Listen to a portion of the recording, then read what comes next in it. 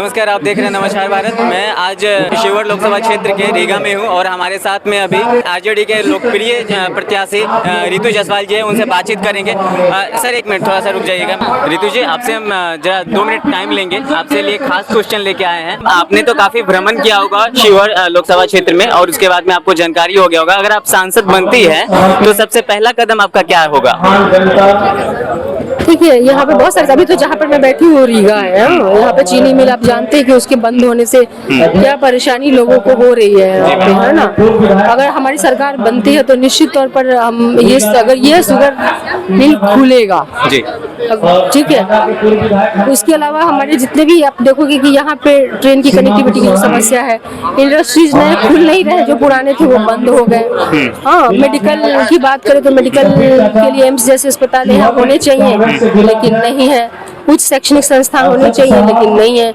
सबसे ज्यादा तो मैं गांव में गई हूँ तो पुलिया की इतनी जरूरत है कि एक पुल को पाटने के लिए लोगों को 30 से 35 किलोमीटर का ट्रैवल करना पड़ता है, क्योंकि एक छोटा पुल बन जाए तो वो रास्ते छोटे हो जाएंगे। उसकी बहुत कमी पाई गई है यहाँ पे। बेरोजगारी तो ओवरऑल चरम सीमा पे है।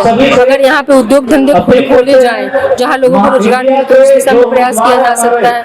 तो ये तमाम चीजें, चाहे वो इंफ्रास्ट्रक्चर डेवलपमेंट हो या लोगों के अधिकार की बात हो, किसान की, मजदूर की, ठेला चलाने वाले, रिक्शा चलाने वाले, ये तमाम लोग, उनकी आवाज भी सदन में बन करके गूंजनी चाहिए, उनकी मांग भी उठनी चाहिए। तो उन तमाम लोगों के लिए मैं अपने आप को समर्पित रखूंगा। लोकसभा में शिवहर के विकास के लिए आप कैसे आवाज उठाएंगे? क्योंकि ज्यादातर सुनने को आता है कि जो भी सांसद यहाँ पे बनते हैं, जब आवाज उठाने की बारी आती है तो वहाँ पे उनकी बारी नहीं आती है। मैम, इस पे क्या बोलेंगे? देखिए, रितु जायसवाल ने एक मुखिया के तौर पे जो पहचान बनाई वो पूरे देश ने देखा। वो पहचान कैसे बनी? काम की बदौलत था। जो काम था उसकी बदौलत उपराष्ट्रपति ने क्यों सम्मानित किया? काम की बदौलत। पंचायत को सर्वोच्च पुरस्कार क्यों मिला? काम की बदौलत। वो पुरस्कार जो मुख्यमंत्री को दिया जाता है वो पुरस्कार रितु जायसवाल को मिला। एक मुखिया, कहाँ मुख्यमंत्री को दिया जाने वाला मुखिया को मिलता है। फ्लेम लीडरशिप अवार्ड हो या MIT SOG में सम्मानित किया गया, वो तमाम हमने अपने काम की बदौलत सम्मान प्राप्त किया है। तो मेरी पहचान काम है, मेरी पहचान विकास है। मैं अपनी पहचान नहीं खो सकती। वहाँ पे आवाज उठ सकता है आपका? निश्चित तौर पे मैंने कहा मेरी आवाज और मेरा काम ही मेरी पहचान है। जिस दिन ये आवाज बंद हो जाएगी उस दिन रितु जायसवाल खत्म हो जाएगी। शिवहर लोकसभा क्षेत्र में गरीबों के लिए रोटी, कपड़ा, मकान और रोजगार के ऊपर क्या कहना चाहेंगे? देखिए, अगर ये जो सरकार ऊपर बैठी है ना, उसने तमाम दावे किए कि प्रतिवर्ष 2 करोड़ रोजगार देगी। अगर वो दिया होता तो आज ये बेरोजगारी की स्थिति नहीं होती। महंगाई के लिए बोला था कम करेंगे, लेकिन चरम सीमा पे। गरीबों के लिए इस हद तक है कि आप महिलाओं से बात करो, उनके चूल्हे की बात करो, आपको समझ में आ जाएगा क्या है। प्रतिवर्ष पक्का मकान देने का वादा, किसानों की आय दुगनी करने की बात की।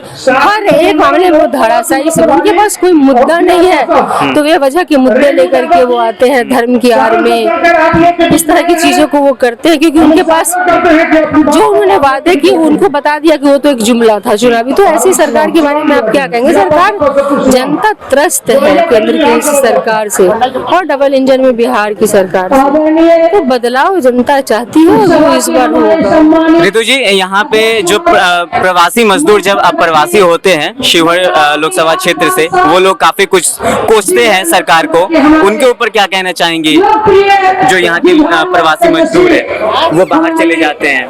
ये तो पूरे बिहार का हाल है ना, ये तो पूरे बिहार का हाल है। यहाँ पे मैंने आपको बताया ना कि यहाँ पे स्थिति ये है कि यहाँ के डबल इंजन सरकार को वोट यहाँ चाहिए, लेकिन जब एक मजदूर को पेट भरने की बात होती है तो रोटी के लिए वो बाहर जाता है, रोजगार के लिए वो बाहर जाता है। फैक्ट्रीज खोलने में वो फेल्योर हो चुकी है डबल इंजन की सरकार। उद्योग धंधे खुलवाने में फेल्योर हो चुकी है ये सरकार। जीतने के बाद में शिवहर कानून व्यवस्था कैसा होना चाहिए? शिवहर का कानून व्यवस्था काफी अभी सरकार की तरफ रहता है, ज्यादातर देखने को आता है। लोगों की शिकायत जाती है लोग लेकर के, तो उनका सुना नहीं जाता है। देखिए, अगर सरकार हमारी होगी तो गृह मंत्रालय हमारा होगा, मिनिस्ट्रीज हमारी होंगी, फिर वहाँ पे हमारी चीजें जो है वो हमारे हिसाब से चलेंगी।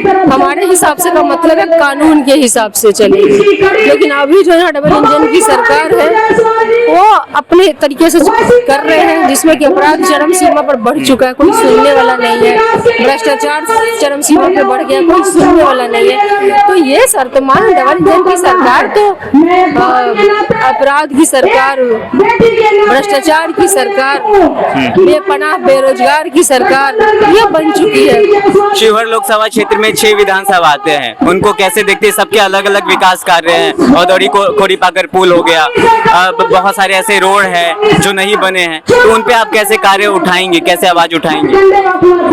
लोकसभा तो एक ही है ना, तीन अलग अलग जिले, पूर्वी चंपारण के 3 विधानसभा, ढाका 6 विधानसभा में मैम, ढाका मधुबन चिरैया, वो पूर्वी चंपारण के 3 विधानसभा है। एक शिवहर और सीतामढ़ी के 2 विधानसभा है, बेलसंड और रीगा।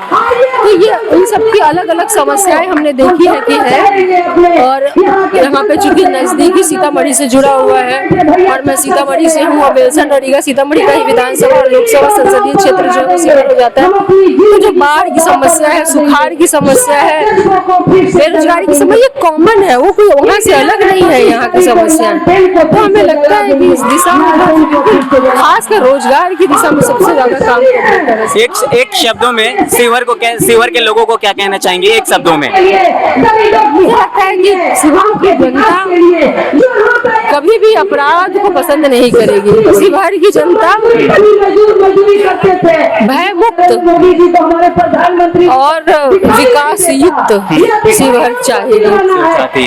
धन्यवाद मैम आपका बहुत बहुत। जैसे कि आपने देखा कि रितु जी हमारे साथ जुड़ी थी और शिवहर के विकास के मुद्दों पे उन्होंने बहुत कुछ कहा है, और वो कैसे सांसद बनेगी, सांसद बनने के बाद में कैसे अपना कार्य करेगी और संसद तक अपना आवाज को कैसे उठाएगी, आपने सब कुछ देखा इस वीडियो को। आप देख रहे हैं नवाचार भारत, मैं हूं आपके साथ मनीष गुप्ता।